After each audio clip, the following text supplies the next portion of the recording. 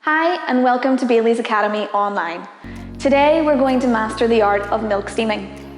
We're going to learn some of the theory behind what creates great microfoam, and we'll learn how to put that theory into practice. Microfoam is the term we use for that super rich, silky foam that we want on top of our milk beverages. It should be really shiny, it should have little to no visible bubbles, and it should pour nice and smoothly with no lumps. When we steam milk, we're doing two things. We're adding heat to the milk and we're creating microfoam. First of all, heat. This is the easy part. You want to heat the milk to between 55 and 65 degrees.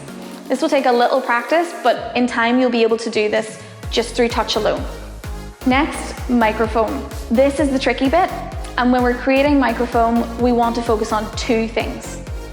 First, we want to introduce air into the milk, known as stretching, and we want to spin the milk around inside the jug in a kind of whirlpool or a vortex.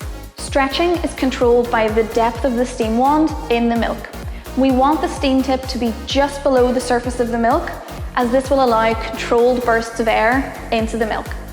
We judge this by listening for a gentle, steady hissing sound, like this. Each little hiss that we hear is some air making its way into the milk. The more of this sound we hear, the more foam we will have. If the wand is too deep in the milk, you may hear nothing, or you may hear a screeching sound like this. This means that you're not getting enough air into the milk, and so it will have no foam. If the wand is too far out of the milk, you'll hear a more continuous, aggressive hissing sound like this, which means you're introducing too much air and will have very thick foam with larger bubbles. It can be difficult to pour and it will have a dry texture when sipped. Spinning the milk in a whirlpool means that we are distributing that air evenly throughout the milk. We want to see the milk spinning in tight circles, not rumbling around like a hot tub. This is controlled by the angle of the jug on the steam wand. If you don't get your whirlpool, your milk may have foam, but it won't be evenly distributed through the milk. It will be floating separately on top of your liquid milk, and it won't have the glossy sheen that we're looking for. Before we begin, we need to choose the right jug for the job. The size of jug that you're using will depend on the amount of milk you need for the beverage or beverages you're preparing, but as a general rule, your amount of milk should come to just below the spout on your jug. Always use cold, fresh milk. Only steam the amount of milk that you need for the beverage you're making, and this will minimize wastage and keep things moving quickly. You will likely have a small amount of milk left over, but this must be discarded. Never steam milk more than once. Okay, let's put this theory into practice. We want to take a second to position our steam wand, always making sure to purge and wipe the steam wand before use. We want the steam wand to sit at a sensible angle, just pointing away from the machine enough that we have room to move the jug up and down as needed. Be aware that if the steam wand is sitting out even a little bit too far, this can make it much harder to control the introduction of air. So try to keep the steam wand as close to straight down as possible. It should be pointing towards your toes, not your belly button. Now let's get our jug in position. Holding the jug by the handle, start by cradling the steam wand in the spout of the jug, with the base of the jug flat. Next, lean the jug back towards you. It should be easy to see inside the jug now. Correct the position so that the tip of the steam wand is in the center of the jug, just slightly submerged in the milk. Now tilt the jug 1/3 of the way to one side. It shouldn't be bang in the center or touching the edge of the jug, but somewhere in between. This is the perfect starting position. From here on, we want to keep this as steady as possible. The only movement we want to make is to move the jug slightly up or down to control the introduction of air. Now we're ready to go. Turn the steam wand all the way on. We should see our whirlpool start up and hear the gentle chirping of the air being added.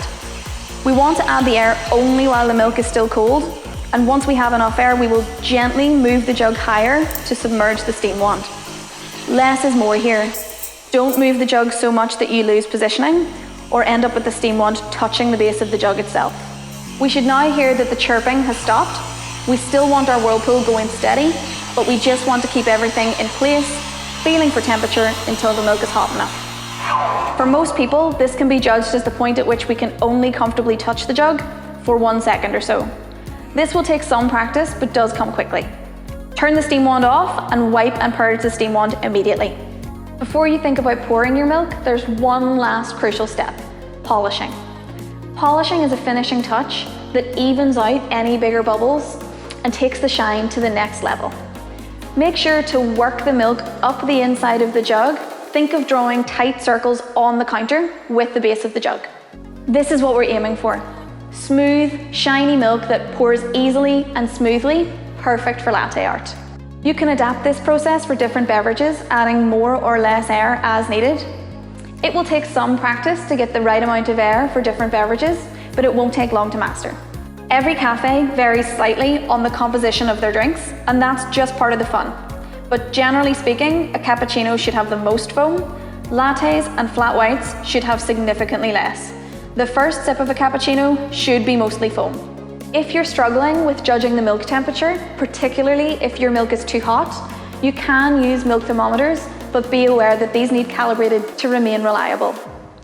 If your milk is too cool, you can try removing your hand when it feels too hot, but counting down for a few seconds before turning the steam wand off. We must take care not to steam the milk any hotter than 70 degrees, as this is the temperature at which the milk burns.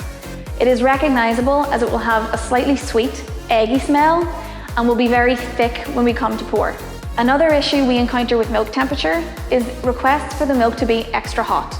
We know we can't steam the milk any hotter than 70 degrees, and so to avoid this, we can preheat our cup with hot water. Just be careful to leave 1 centimeter around the rim of the cup so that the customer doesn't burn their lips. Check out our training manual for more troubleshooting tips and milk beverage recipes. Keep practicing, and next stop, latte art.